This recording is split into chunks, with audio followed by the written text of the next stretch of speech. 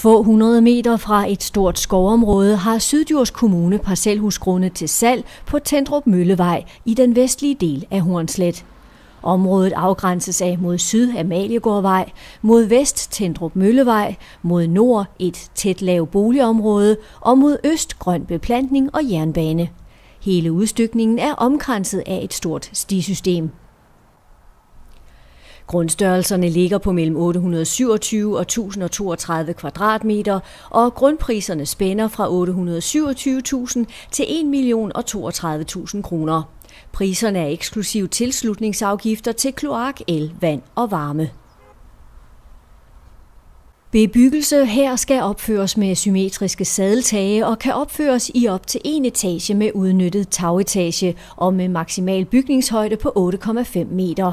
Udvendige bygningssider skal fremtræde som blank vandskuret eller pudset murværk. Mindre partier af facaden kan bestå af træbeklædning eller glas. Døre og vinduesrammer må kun være i farver dannet af hvidt, sort eller jordfarver. Til tagdækning må kun anvendes teglsten, betontagsten, listepaptækning eller skifer. Ny bebyggelse skal tilsluttes Hornslet Fjernvarme og Hornslet Vandværk. Bygger man hus her, er man kun få minutter fra centrum af Hornslet og få minutter fra store naturområder. Hornslet skole ligger tæt ved, og det samme gør 2 af byens daginstitutioner. I centrum af Hornslet er der gode indkøbsmuligheder med både dagligvarer og udvalgsvarebutikker. Der er også kirke, kro, bibliotek, biograf, pengeinstitutter, apotek, områdecenter, VUC og et stort erhvervsområde. Den gode infrastruktur omkring Hornslet gør, at Aarhus nås på 25 minutter i bil og på 30 minutter med Grenaabanen. Og der er busforbindelser til Randers, Aarhus, Rønde, Allingåbro og Ørsted. Lea Nielsen og Erik Schmidt rykkede for 6 år siden teltpælene op i Aarhus og byggede hus på Tendrup Møllevej. Og om hvorfor det lige blev Hornslet, siger Lea Nielsen. Vi havde egentlig forestillet os jo, at vi skulle blive i Aarhus Kommune, men der var ikke rigtig noget, der passede os. Vi kom derinde fra Midtbyen, hvor vi er vant til at gå tur med vores hund på fortov, og det er altså ikke så sjovt. Så vi skulle et sted, hvor der var natur, og hvor man kunne gå en ordentlig tur med sin hund.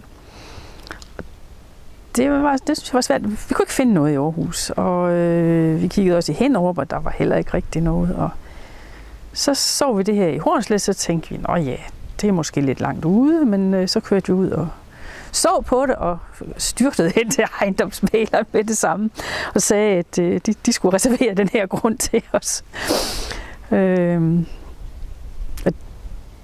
Det har vi altså ikke fortrudt. Og om at bo i Hornslet, siger hun. Jamen, der er mange ting, der er godt ved at bo i Hornslet. Naturen er jo helt forrygende. Og vi er tæt ved Aarhus, uden at være inde i det der trafikhelvede, som jeg synes var et problem. Jeg kan så enormt godt lide stisystemerne her. Vi går af til et sur stavgang, og man opdager nye stier hele tiden, og opdager, hvordan byen hænger sammen på en helt anden måde. Det er simpelthen så sjovt. Og jamen, det vi også enormt godt kan lide ved at bo herude, det er vores naboer. Jeg tror, det giver en helt særlig ånd, det at bygge et nyt hus sammen. Det er sådan et kvarter, der vokser op der. Det er forrygende. Der er ikke så mange ældre. Vi er faktisk 1, 2 eller 3 ældre par, der bor i den her del af byggeriet. Men det undrer mig meget, fordi jeg synes, det er helt ideelt. Altså.